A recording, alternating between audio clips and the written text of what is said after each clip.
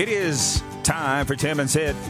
Let's do it. Let's bring him in. He's been waiting long enough. Tim Micallef joins us, one half of the loquacious duo, Tim and Sid. He's already ready for work today. How you doing, Timbo? I'm doing very well, Rod. How you doing? It's been far too long. And, hey, the last time we were face-to-face was in the lobby of the Regina Inn. You were the voice of the Hamilton Tiger Cats. You were sitting there with the coaching staff, and I sat down with you guys. We had a great time.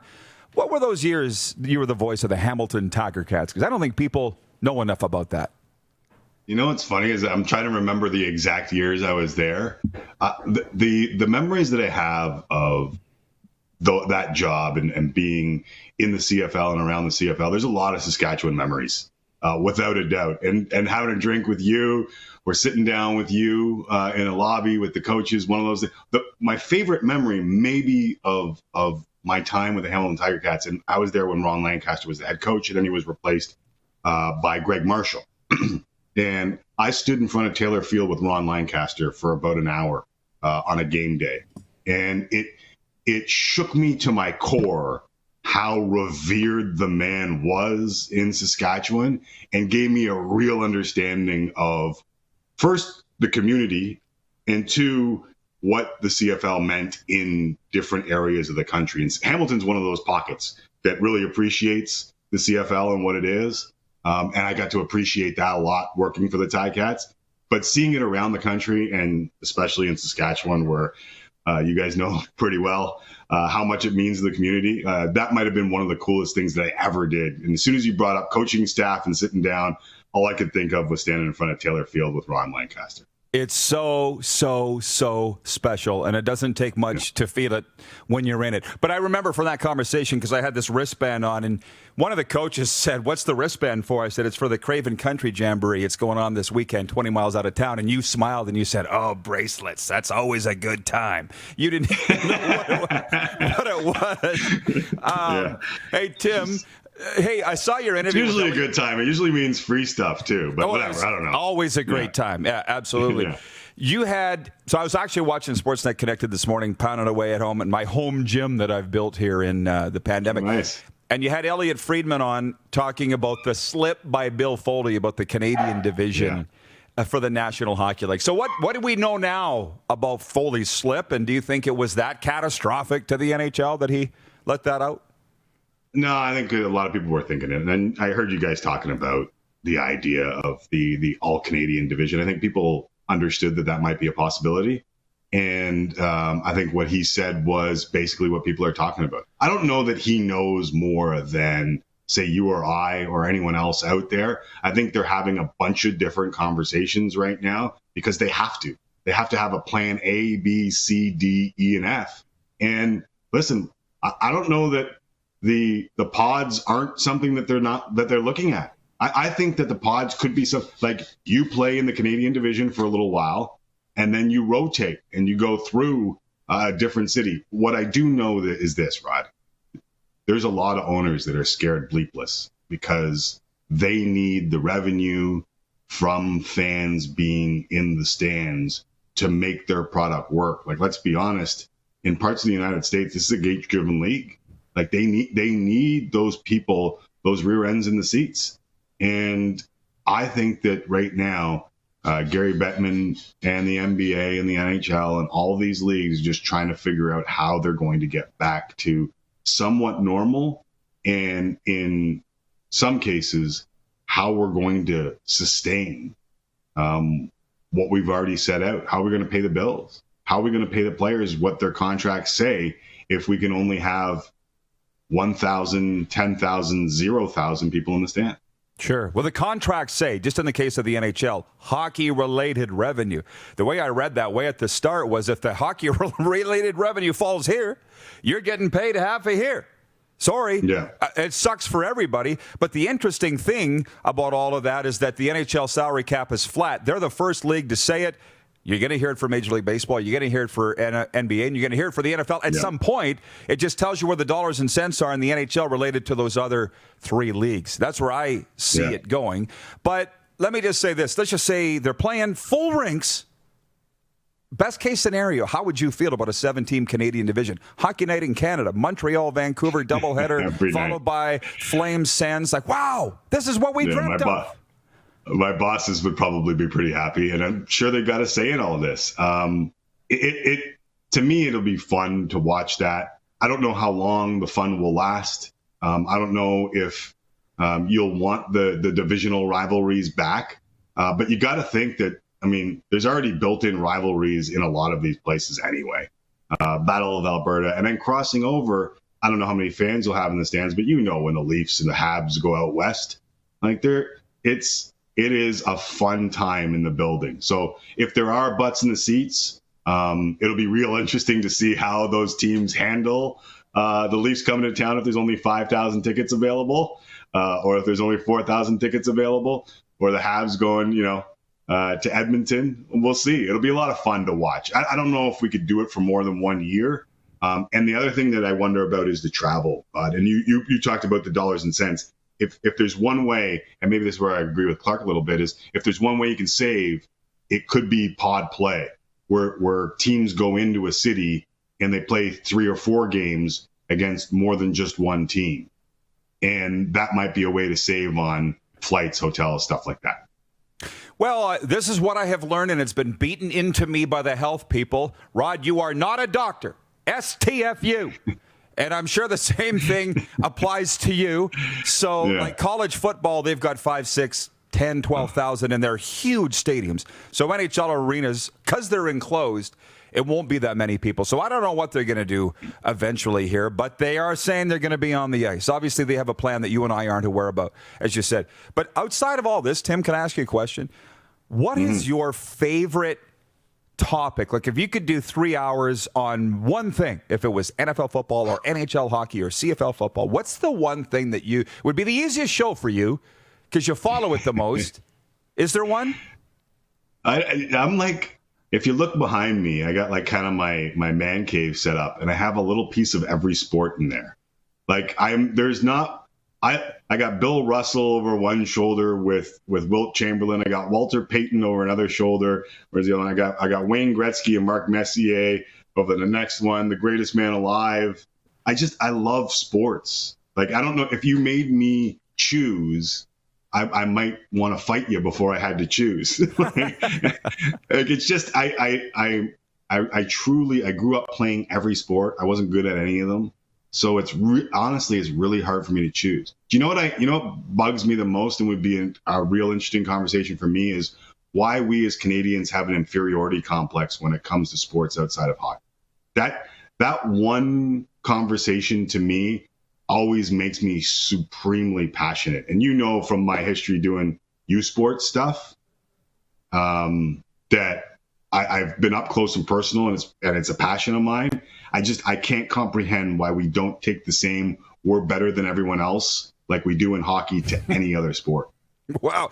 Well, there's a topic. See, we could go all day on that. And yeah. And you still do those university games, do you not? We lost the rights this year. Okay. So this was my first year not doing the Vanier Cup in a while. Well, it was tough. Our viewers and Paul Waldo coming up. Yes, I did. Yeah, I did Waldo games for sure. He's one of my favorite guys. Actually, he was a good guy. He is really an unbelievable guy. And Huskies fans are writing in saying that you were at the 06 Vanier Cup in Saskatoon. Like, Husky fans remember this stuff, and I was glad I wasn't there because it was a minus a million. Was that the coldest you've ever been in your life? Honestly, and you know me, I'm not one to shirk responsibilities. So I was at practice every day. It was minus 35 the entire week. All right. It was between minus 30 and minus 35 the entire week. And I'm standing with Dwayne Ford, who is a real man, right? Like, you've met Dwayne before. So he's standing outside for practice. So I'm going to stand outside for practice with him. And he had this balaclava on where all you could see were his eyes. And he's like, "This is great, isn't it?" I'm like, "Man, you don't want to stand. It's a Husky stadium. Like, there's a stadium where you can go inside and watch this." And he's like, "Nah, this is great." So we had the gloves on. I grew up in the winter. I love the winter. It wasn't that bad after I made the quick trip to the mall and picked up a few extra items, a couple of scarves, But I did pack the thermals and the underwear and everything. So I was about 4 layers by the time that I got to Husky Stadium. I'll never forget that for the rest of my life. And poor Sarah Orlesky. Yeah. Sarah Orlesky was sitting on the field doing the pre and post game, and they had a heater for her, and that was about it. But it was unbelievable how she doesn't have the meat on her bones that you and 40 do. But 40's a, No. a baller, but as we say out here in Western Canada, if you dress for it, it's fine. Or but it's a dry cold. Yeah, whatever. Yeah. So we still, but I also remember Tillman was the general manager of the Riders at that time, and he came back from Saskatoon. And he's like, "We're never going to get the Vanier Cup again. Never. It'll never be played out here because it was so cold." But back to that Canadian sports thing for a second, because I think the same stuff too. Why? It doesn't necessarily help. You got Chris Jones down in Cleveland. He told me, he goes, "I'm always defending the CFL down here," and I'm like, "Why? Yeah. Why do we got to defend it?" Like WWE fans, it's not real, right, Tim? Their fans don't care. They're packing arenas. They're paying tons of dough for pay-per-view. They don't care. Why can't we be more like that? Yeah. My thing is, like, the event is what you make it. Like, there's a lot of people that go to the Indy 500 who don't give a bleep about the cars going around the track. They go and have fun. And I thought the greatest example of that in Canada is, one, the Saskatchewan Roughriders, because everywhere they go, that party follows them. And even if you are a fan of the other team, you grow to appreciate how much Rider fans make your home games more fun. And when the MLS came to Canada and TFC started up, and people are like, how many times have we tried soccer in Canada? How many times? Soccer's not going to work in Canada. And then about 5,000 guys and girls said, let's make this fun. And one end of the stadium decided they were going to be real fans and made it fun. They made it the event. And I've been saying this about USports, CIS, CIAU for years. Same thing applies to the CFL. Make it fun. If you have to paper the house for 3 years, paper the house for 3 years. And then people will start paying for the tickets. Half of the people at NCAA games, when we're allowed 100,000 in, don't care what the final score is. They're there for the fun. They're there for the pageantry. They're there to enjoy it with their fellow man. And that sense of community, that sense of just going out and having a good time, I don't know why we've lost it in some parts of Canada, but it feels like there's like a too cool for school or something going on. And in Toronto, we have it with the Jays. You see it all the time. When they get hot, there's a bunch of people who show up. And when they're cold, I'm sitting out in along the third base line alone with my feet up and my son there, capturing as many balls as he can because it's ridiculously empty. So I don't think it's just Canadian football, but I do. What you're saying is exactly right. WWE, great example. It's not just Canadian football. No. But that would be a good place to start. And we, I guess, as guys with shows, could be leaders in terms of going and ourselves and putting those photos up. But star power. I had a guy just send me a note this morning going, "Rod, I'm going to send you an autographed football, an XFL football signed by The Rock." And I was like, really? It'd be the most prized thing that I own. And it's a league that doesn't even exist. Hold on, you see mine? What do you got? See, I thought this would be something for a while, and I've held on to it. This was the first one in a while, right? That's Kerry Joseph right there. What? Does he know you got that up? Wow. I don't know if I know I've gotten a few notes because it's up during the show. Sometimes my massively broad shoulders will cover it. But I've gotten a few notes saying the same thing about, is that a Saskatchewan Roughriders football? Of course it is. Kerry Joseph, KJ. That's a thing of beauty right there. Hey, they're telling me we're almost out of time. I've asked you this before, but I'm going to ask you again. How often do you get asked if you are related to the great Corrado Micallef, former Detroit Red Wings backup goaltender? Does that come up every day in your life, or? It doesn't come up. You got to be of a certain vintage to remember Corrado Micallef. His Micallef is spelled different, which is weird because my family is Maltese, which everything thinks I'm Irish. They think Micallef's Irish.